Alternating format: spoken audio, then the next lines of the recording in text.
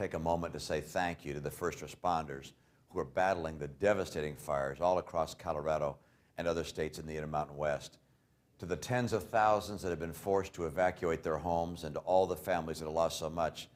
You're in our prayers and thoughts. Fellow conservatives, I'd like to thank you all for allowing me to speak with you today as you participate in the 2012 Western Conservative Summit. At the Mile High Stadium in 2008, candidate Obama promised Americans hope and change. After 4 years of broken promises, families across the West continue to struggle. President Obama believes the private sector is doing fine.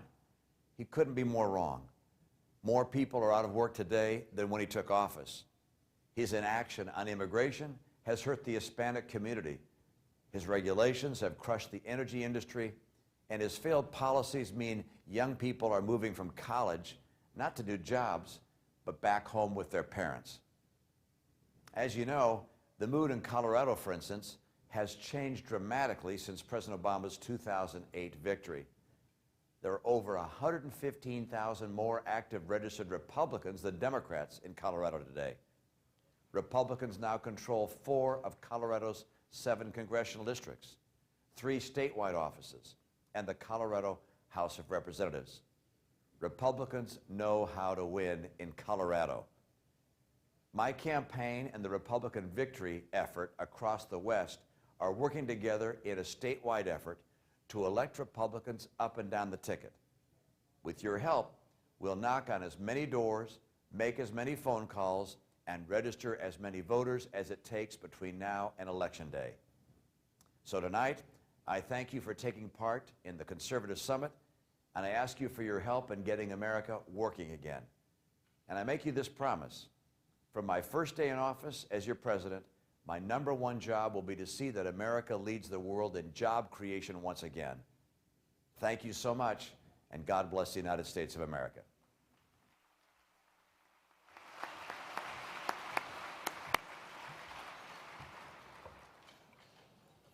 We thank Governor Mitt Romney in absentia. If you thought you knew all the reasons that America needs to take back our health care system, I want you to meet now one more great reason. A physician of tomorrow, a senior at Colorado Christian University in pre-med. To introduce our next keynoter at the summit this evening, please welcome Ms. Ashton Case.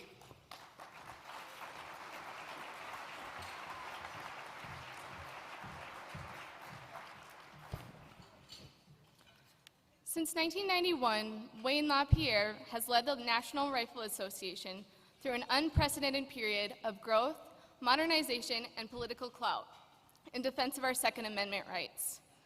In its most recent ranking of organizations that lobby our national leaders, Forbes magazine ranked the NRA as the top most effective group in the country. As a young person who cares about the future of America, I am grateful that the NRA has been helping to preserve our freedom for the past 141 years and stands today as strong as ever. The United States of America is the greatest country the world has ever known. Its greatness stems from its founding upon the recognition that every human being is born with unalienable rights. These rights have been preserved by honorable patriots such as Wayne LaPierre, who recognizes the importance of upholding what our forefathers worked so hard to defend. The Second Amendment of the Constitution is vital to the well-being of our nation. Every American has the right to self-defense and the right of revolution when despotism encroaches onto our liberties. Wayne LaPierre is courageous for standing up for these truths, and with the NRA under his leadership, the right of the people to keep and bear arms shall not be infringed. In a moment, I will invite Mr. LaPierre to the stage. But first, please join me in watching this brief video.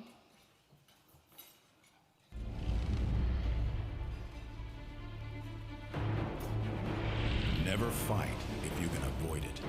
But when you must fight, don't lose. And when nothing less than freedom is at stake, we fight. We're millions of people just like you. We're the longest-standing civil rights organization in the U.S. Proud defenders of history's patriots, protectors of the Second Amendment, advocating the right to keep and bear arms, advancing the shooting sports, championing gun safety, education, and training, creating a vital legacy by answering freedom's call. And we're growing stronger every day. We are the NRA, and the NRA is you.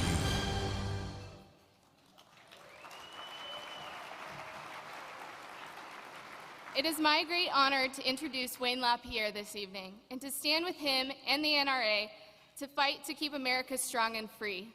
Please welcome the CEO and Executive Vice President of the NRA, Wayne LaPierre. Thanks, Ashton. Thank you so much. Thank you so much. Thank you, Ashton. Thank you. You know, what that video said is really true. NRA's clout comes from people one by one all over this country that are determined not to lose these great freedoms we have. I always say decade in and decade out, NRA is simply a reflection of where the American public stands on these great issues. Our American culture is deeply embedded in the individual right to own a firearm, and that embeds NRA in every city block all over this country. And that's the basis of where our clout comes from. Thank you for inviting me here tonight to be with you. It's really great that you have so many young people out there tonight. It really is. You know, we often talk about preserving our freedom for future generations of Americans, but that really doesn't mean in the future. It means now. It means in the present. It means all of us doing everything we can to save our country today, each one of us, because today, everything we care about is at stake. If you don't remember anything else I say tonight, mark this down. This is the most dangerous election in our lifetimes. This is a campaign, and it's a fight for our country. It's a fight for our values. It's a fight for the freedoms we believe in, all of our Second Amendment liberty, all of the rights we've worked so hard to defend, all of what we know is good and what we know is right about America. All of it could be lost if Barack Obama is reelected. This election, more than any other one I've seen in my lifetime, is all or nothing. And gun owners everywhere I go are signing up, joining, and donating to the cause because they know it. The fight's on. Everything we believe in is at stake and at risk. And I promise you, in this election, the organization I represent, the NRA, is all in.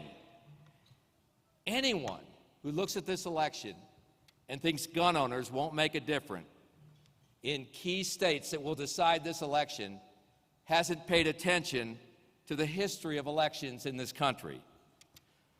We stand for what America stands for: freedom for each citizen, and we never waver from that cause.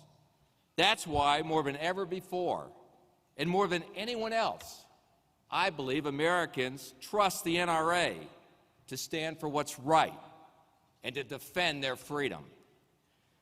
Polling has consistently showed that Americans view the NRA more favorably than they view the White House, that's a shocker, Congress, or either the Republican or Democratic parties. Just this past April, a Reuters poll came out from Reuters that found that NRA was viewed favorably by 68% of the American public. People have, those numbers, I think they prove what I said earlier. People have found in the NRA what's missing in government, and all too often is missing in both major parties these days: an unfailing, unapologetic commitment to telling and fighting for the truth no matter what. On the other hand, a recent CNN poll found that And these numbers are amazing. Only 15% of Americans trust our government. They don't trust government because government itself cannot be trusted. They don't trust government because Americans know the difference between the truth and a lie. The truth must be told now, because never has American freedom been more disregarded, denigrated, diminished, and often destroyed. All over this nation, people feel it in their heart. They look down when you talk to them, and I know you talk with them just as I do all the time. And what I get is they look down and they kind of shake their heads and they say something's gone terribly wrong in this country. And then they say, I've never been worried about this country until now. Almost every way you look at it, almost every aspect of American freedom is in some state of decline. Just think about it. Our right to speak out, our right to assemble, our right to practice our religion, our right to seek the kind of health care we want for our families, the economic freedom to earn and spend and save, to own our own homes, to buy the kind of food we want, to feed our children, to raise and discipline our kids, even the simple right to fly the American flag. The increasing collapse of American freedom is becoming staggering because by almost every measure, we are less free today than we were a short decade ago. President Obama, he won't tell you that.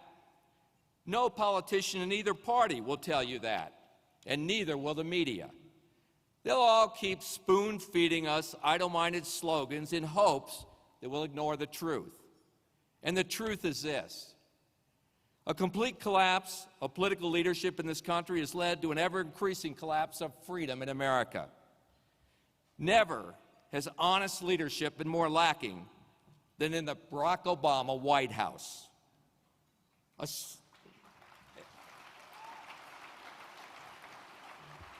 second Obama term is the single greatest threat in history to our freedom and our Second Amendment rights.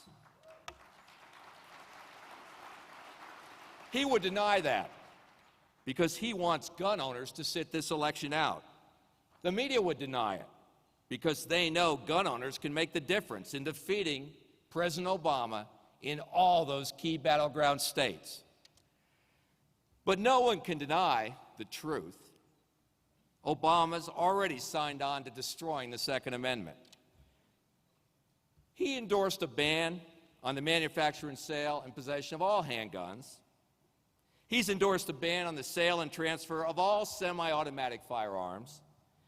He backed a 500% increase in the federal excise tax on guns and ammunition. That's $350 federal tax on a $500 rifle. He voted to ban single-shot and over and under side-by-side shotguns. He said the right to lawful citizens to carry a firearm for personal protection should be banned nationwide in every single state in this country. He even supported and prohibited Americans from keeping guns in their own homes for self-defense. He was one of only 11 legislators in the Illinois legislature to vote to prosecute a homeowner that was in his home in the middle of the night. Some criminal with an arrest record, as long as your arm, breaks in the house. The homeowner had all the legal permits except when that town passed a complete gun ban, the homeowner kept the gun. Well, the homeowner saved his family with that gun. And there was a vote in the Illinois legislature on whether he ought to be prosecuted. President Obama, he voted to prosecute the homeowner. If that doesn't tell you the lack of judgment, the lack of really common sense understanding of what real people all over this country feel, I don't know what does. He did all those things when he thought gun owners didn't matter. He thought he'd never need them for an election. That's where, and I know you all remember it, that's where cling to your guns and religion came from. But you know what? we do matter. And NRA is going to go across this country and tell the truth about the danger Barack Obama poses to our freedom. We won't back down, I promise you this. And on Election Day, gun owners will be heard loud and clear all over this country.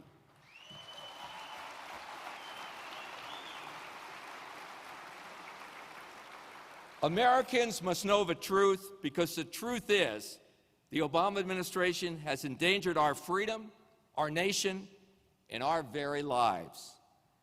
The Obama administration claims the southern border is safe. They aren't telling the truth, but we are. Please watch this. I know that border, I think, as well as anyone. We turn on the TV and Janet Napolitano says It is as secure now as it has ever been. My question. Senator, please. in my opinion, it's borderline treason. The traffic through here, unstoppable. The agents, we don't have enough. Oh, absolutely. I carry a gun everywhere I go. We're looking at human smuggling, drugs, terrorists coming across our property. From Syria, from Iran, from Turkey, from China.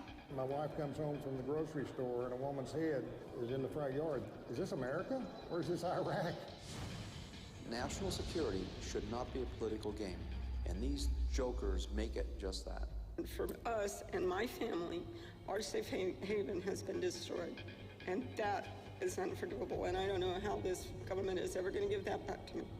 To slap in the face the citizens of this great country of ours, to slap in the face the people that have fought for this flag that we represent. I fear for my grandchildren what they are going to be left with. It's our rights are being stripped on a day-to-day basis. Angry? You betcha. Surprised? No. No president who has the best interest of this nation as a nation, as it was created, would ever do something like this. These guys ought to be criminally tried for what they're doing to this nation. At the border, Barack Obama's failed, and he's using that failure to try to impose more gun control laws on the American public. But even worse, his failure endangers Americans all over this country. I've been out there with the SWAT teams in Arizona, out there in the desert. You get out there in the desert with them, and the first thing they say is they're watching us right now. And I say, what do you mean they're watching us? And they say the drug cartels. They control the high ground all the way to the Mexican border. That's 70 miles inside the United States. And the drug cartels, we're letting them control the high ground. These law enforcement guys have codes with their wives where if they're in a supermarket and they say a certain word, it means the drug cartels are in the supermarket inside the United States. The president won't tell you anything like that, but the NRA will. Take a look.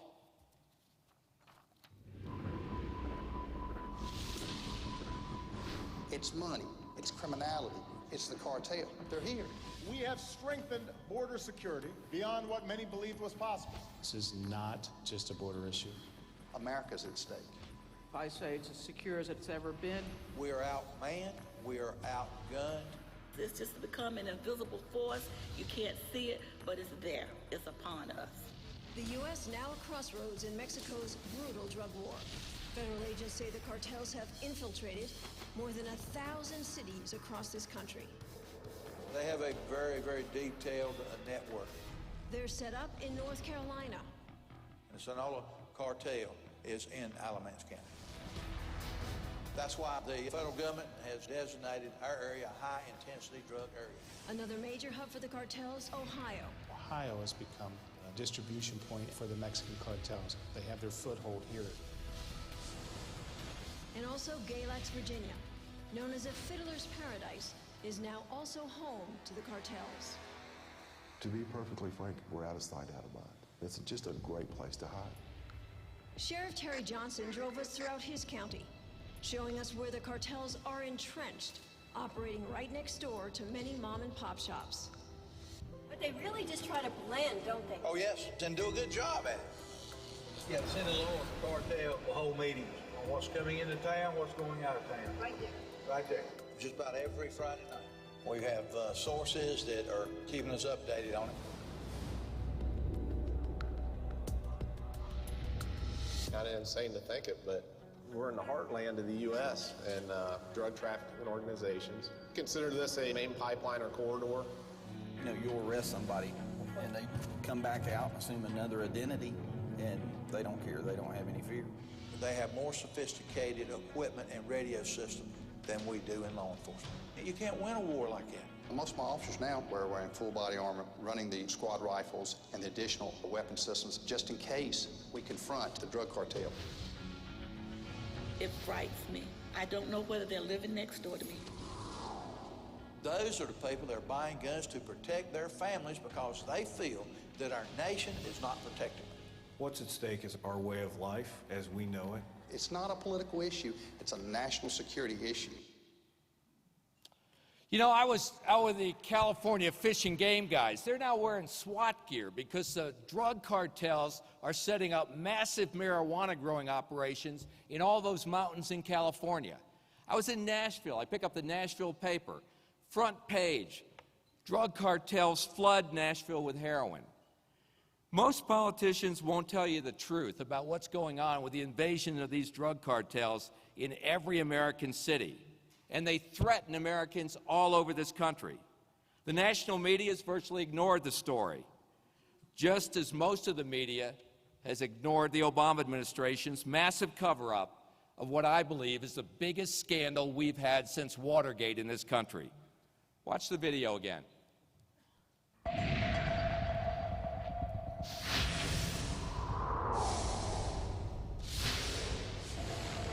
Guys who I consider American heroes, my friends, they've told me since this broke, Carlos, I'm ashamed to carry an ATF badge. But rather than meet the wolf head on, we sharpened his teeth. All the while we sat idly by watching as he became a more efficient and effective predator. It looks like the agency was doing this on purpose. The government actually encouraged gun dealers to sell multiple firearms to known and suspected traffickers. It's inconceivable that you would let weapons walk. We were giving guns to people who were killing other humans. That is insane. Brian Terry is dead today because of Fast and Furious. The ATF screwed up. It's up to the ATF to follow up, to see who's really the money behind it. And that's the ball that got dropped. ATF claims its strategy was to let the guns walk, track them across the border, and then take down a major drug cartel, but keep it all a secret from the Mexican government. It was a strategy doomed to fail from the start.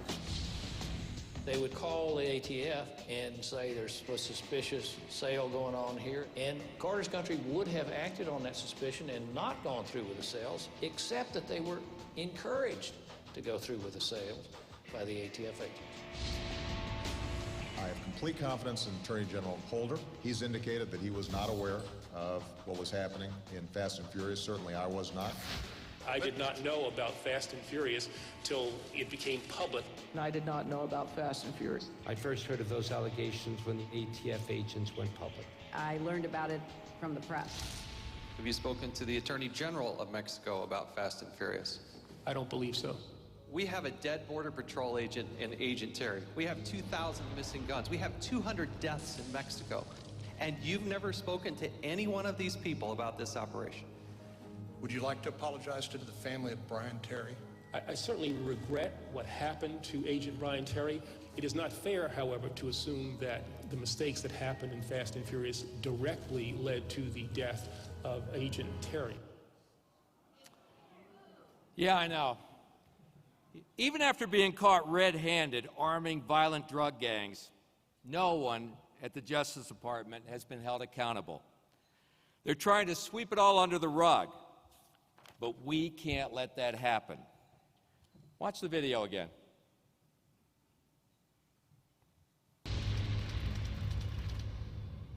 We're now 2 years later, and your agents have told us you knowingly let guns walk. Are they lying or are you lying? Sir, in this investigation, it is my opinion that we did not let guns walk. You're entitled to your opinion, not to your facts. In this case, we have the ATF trafficking guidelines and best practices, and we just threw it out the window. How can you let somebody buy 730 guns? Nobody got stopped. Who defined the strategy for Fast and Furious? Well, Who is that one person? I don't know. We don't know. Because the Inspector General's looking at it. We still don't know who knew what when and who made the decisions. So you can imagine my surprise when I discovered the head of the criminal division, Lanny Brewer, had known as far back as April 2010 about gun walking at ATF. I was astounded. But that secret wasn't exposed until documents released by DOJ showed Brewer's staff sent a letter to Senator Grassley February 4th, falsely claiming that allegations that ATF let guns walk were untrue. He was sent versions of the letter 4 times, and he also forwarded one of those to his personal email account. But when Brewer was questioned about it under oath, he conveniently forgot. I cannot say for sure whether I saw a draft of the letter that was sent to you. Lying to Congress is a federal felony. Obviously, there have been statements so misleading that a letter had to be withdrawn. I think that some heads should roll. It is unheard of for letters or testimony to be taken back. They've had to be taken back because of people who still work for justice. Well, first let me make something very clear. The letter was withdrawn because there's information in there that was inaccurate. Okay, well, tell me what's the difference between lying and misleading Congress? Nobody in the Justice Department has lied. The American people need the truth. If we don't get to the bottom of this, there is only one alternative that Congress has, and it's called impeachment. We have 50-plus members of Congress calling for your resignation over this. I have no intention of resigning. You know what none of them will admit is this whole operation was designed to advance their gun ban agenda. They didn't tell the Mexican authorities they were doing it. They didn't tell our own law enforcement officers in Mexico they were doing it. They were just sending thousands and thousands of guns over to the cartels, and when they'd show up at crime scenes, they go, aha, guns from the United States. We need more gun control laws in the U.S. That's what they were doing over and over and over again, to give some lie to that 90%, some truth to that 90% soundbite that was never true, that the cartels were getting their guns from the U.S. NRA is exposing their scheme. Again, watch the video. You screwed up, you ought to admit you screwed up, but you ought not to use your screw up for trying to extend your legislative agenda. But this ATF memo shows that's exactly what they were looking at doing. To use Fast and Furious to justify a new law requiring gun dealers along the border to report anyone buying multiple long guns over a 1-week period. Are you aware of this memo, July 14th, 2010? No, I'm not aware of it. Field Operations Assistant Director Mark Shayet emailed Bill Noel. Bill, we're looking at anecdotal cases to support a demand letter on long gun sales. The notion that somehow this operation was used to justify the request for that regulation is simply not accurate. You're taking a memo and taking it, I think, out of context. The administration's actions aren't just wrong, they are arrogant, undemocratic, in an effort to impose their agenda on the American people. It shows politics and ideology, I think, driving law enforcement. That is dangerous. I'm not surprised, given it's the ATF. It has always been a rogue agency. They wanted to prove that there were guns flowing to Mexico, so they set up an illegal pipeline. When does it stop being law enforcement and start being a criminal enterprise? Innocent people are dying. This is one of the most shameful moments, I think, in our government's history. For the sake of everything that we love in this country, if we don't change presidents in 2012, this nation will be relegated to a second-rate power in the not-too-distant future. As you know, the House of Representatives voted yesterday to hold the Attorney General in contempt of Congress. Yeah. It's about time. But this scandal is far from over. I guarantee you that there's something that stinks to high heaven in those papers in order for this administration to be willing to walk into this briar patch. Executive privilege really is the last gasp of a cover-up. And the president, he has only two choices. Either order everyone in his administration to come clean and tell the truth, or become a part of that cover-up. He chose executive privilege. He chose the Richard Nixon option, to cover it up until after the coming election. No one died as a result of Watergate, yet several members of Nixon's cabinet and staff went to prison. In fact, were it not for Gerald Ford's pardon, Nixon himself may have faced federal prosecution. A U.S. Border Patrol agent is dead. Another 200 to 300 Mexican citizens are dead. Hundreds more innocent lives in Mexico and the United States may be lost in the next several decades, all because of Operation Fast and Furious. But no one's been held accountable. And the only action Obama has taken is to invoke executive privilege, just like Nixon, to hide from public view what he wants no one to see. If Barack Obama, like Richard Nixon, is actively participating in a cover-up, he's committing a crime, the same crime Nixon committed. And just like Nixon, this president has put his administration in the same state of vulnerability, at the edge of a federal penitentiary. The truth will come out, and then we'll all know which members of the media have served Obama as enablers of the cover-up. I'll tell you this, the way the media has covered this, Edward R. Murrow would throw his typewriter out the window. It's a sad day in this country. Even as the Obama administration, though, was secretly covering up and arming Mexican drug cartels, it was also conspiring with the world's dirty-handed thug governments to destroy our Second Amendment by treaty. Take a look at this.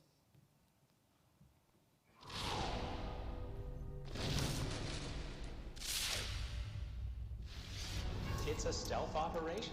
I mean, I used to say the UN complex, it was like going into the Twilight Zone. The majority of the countries that are members of the UN and who think the UN is just a wonderful entity, that it's something that we should listen to, they are not democracies. I'm sitting up there and I'm looking out, and there I see the Sudan, and I see Cuba, and I see Syria, and I'm thinking, you gotta be kidding me.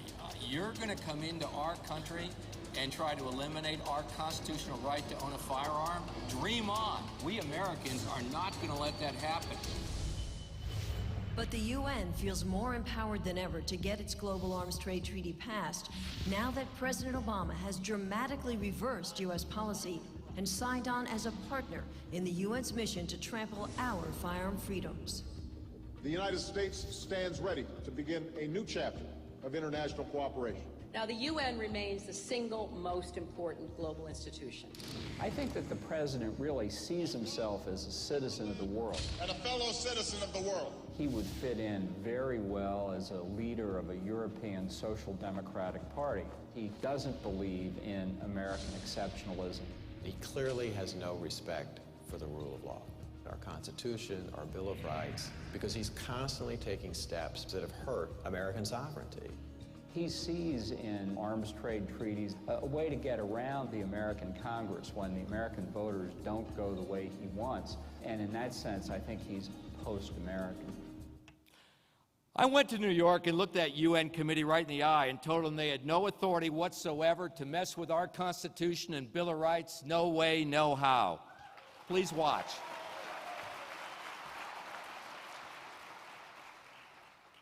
Neither the United Nations nor any other foreign influence has the authority to meddle with the freedoms guaranteed by our Bill of Rights, endowed by our Creator and due to all humankind. That message delivered by the NRA has been strongly supported by 58 U.S. senators who sent this letter to President Obama and Secretary of State Hillary Clinton, warning them that an arms trade treaty that in any way restricts the rights of law-abiding American gun owners would be dead on arrival. I hope as Americans we join together with a firm resolve that we are never going to let that body infect our freedoms. That's one reason I think this election is so important. We've never had a president this radical. And I think that people see they're going to be unrestrained in their ambitions in a second Obama term. Vigilance is the price of liberty, and that includes our gun liberty as well. This is the time for people to speak up, because those freedoms are not guaranteed forever. Here's the deal.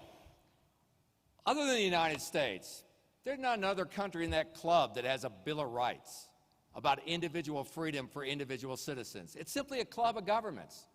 And if you look at most of the killing that's been done over the years, it's been done by governments in that club that do a really lousy job of policing one of their own when they get out of line.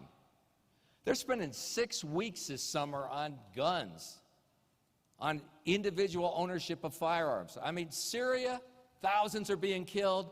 UN's devoting 6 weeks this summer to trying to ban your gun. In the United States, our sovereign's the individual. Theirs is simply the government. Their gun scheme is the most extreme imaginable. Turn your right to personal protection, your guns over to the government will protect you. It's the most extreme imaginable in the fact it sets up global agencies, data centers, tracking, monitors, surveillance, supervision, every infringement of rights you can possibly imagine. Nowhere does it talk about our concerns, individual rights, individual freedom, due process, privacy, what we believe in as American citizens. And if the glass breaks at 2 a.m. at night in your house, I can guarantee you those baby blue helmets of the UN aren't going to do anybody any good. There's not a government or authority on the planet that substitutes for your right to own a gun if your glass breaks in your house and some criminal's attacking you in the middle of the night. But there's this idea in the Obama administration that's embedded that in order to be citizens of the world, Americans somehow should take a lesser amount of freedom in order to fit in. We can't let that stand. That's a critical step down the path of losing our unique American way of life. We as Americans believe in the unique benefits of American freedom. We believe it makes us stronger. It makes us better. We don't want the USA to look more like the planet. We want the planet to look more like the USA. But you won't hear those words from President Obama because he's part of that club of governments, part of that elite society. For Obama and the rest of the elites, freedom's selective. It's not for them. It's for them. It's not for the rest of us. They are the special, the wealthy, and the powerful. They count. We, the average citizens, don't. Americans have had enough of that kind of double standard. It's no wonder that most Americans don't trust government when that's the kind of attitude they're getting these days. It's because government is not being honest with its citizens. We know that our government cloaks the truth about the very real threats to our lives that are out there every single day. We know that an army of hundreds of thousands of Los Zetas, Sinaloa Cartel, LFM, and other gangs have infiltrated our nation. We know government hides just how vulnerable we are as citizens from terrorist attacks that could freeze our transportation systems, black out our cities, shut down distribution of food and fuel, and lead to perhaps months of unprecedented social disorder. Politicians, they just aren't telling us the truth about those threats, and the media all too often ignores the story. But we as Americans, we feel it, that those threats are out there. That's why 100 million Americans now own firearms, an all-time high. We know government cannot be trusted, and it cannot protect us. One by one, 100 million of us have already decided that the first thing we'll do if the lights go dark, get my family and get my gun. And to protect that freedom, one by one, 100 million of us must go to the polls this November with a singular purpose: get my ballot and let's get a new president. And every time freedom is at risk. It is fought for and preserved by the work, the wallets, and the will of millions of patriots across this country, NRA members, gun owners, Americans that will stand up for freedom. In the face of great peril, we always stand up. We are the millions of Americans who have found faith in the one freedom that separates us from every other nation on earth. We are the millions of Americans who treasure our freedom and are sick and tired of the lying and conniving politicians who cheat and steal and backroom deal our freedom away. We are the millions who truly love our country, worry about its future, and say to President Obama and all the media elites, get out of our kitchens, get out of our homes, get out of our cars, get off our farms, get out of our wallets, and get out of our churches. We don't want you in our hospitals and doctors' offices. Get your hands off our children, our lives, and our way of life. And we sure don't want you anywhere ever near our guns. And with all due respect, Mr. President, the time's coming for you to get out of the White House.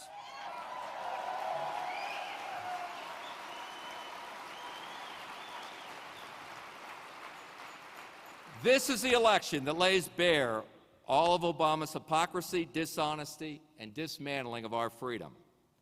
Everything you've seen tonight in these videos is part of a 30-minute television program that the NRA just started airing 2 days ago all across this country. This is the election that puts America back on the course of freedom. And every single one of us must be all in. And all in means you and everyone you know all across this country.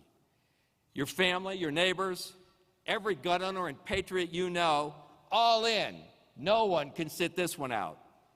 If you believe in freedom, and if you're as sick and tired of all the lies and schemes and Obama failures as I am, join us and stand up right now. And you tell me, to defend our nation and preserve our freedom, are you all in tonight? Come on, let them hear you all the way to the White House. Will we work and fight to save America from a second Obama term? Will we fight for the truth that is all good and right about our country? This is our election. It's our time to rise up and defend our rights. And when the sun goes down on Election Day, Barack Obama will have us to thank for his defeat. We'll tell the truth. We'll make the difference, and it's time for us to saddle up, ride, hang the lanterns, be a Paul Revere, because as I said earlier, all of our rights, all of our freedoms, all of our way of life, all of our Second Amendment, it's all on the line, and all of us, no one can sit this one out. We are Americans, we are patriots, and by God, in this election, let's every single one of us all across this country be all in. Thank you very much, and I'll see you at the polls on Election Day. Thank you.